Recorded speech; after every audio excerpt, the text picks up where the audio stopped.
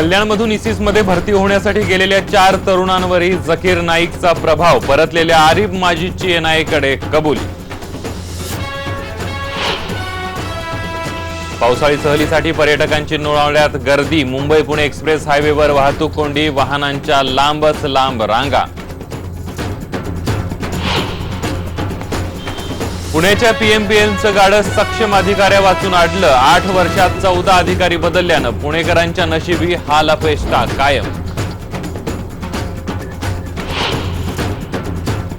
उत्तर प्रदेशात मेरठमध्ये तोडक कारवाई सुरू असताना कोसळली इमारत, अपघातात 4 लोकांचा मृत्यू।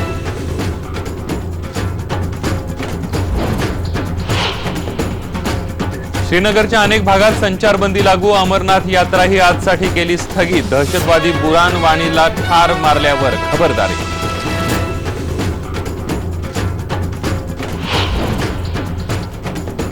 पाकिस्तानमधले ज्येष्ठ समाजसेवक अब्दुल सत्तार ईधी यांचं निधन, अनाथाश्रम, वृद्धाश्रम, रुग्णालय आणि रुग्णवाहिकेचं उभारलं जाळं।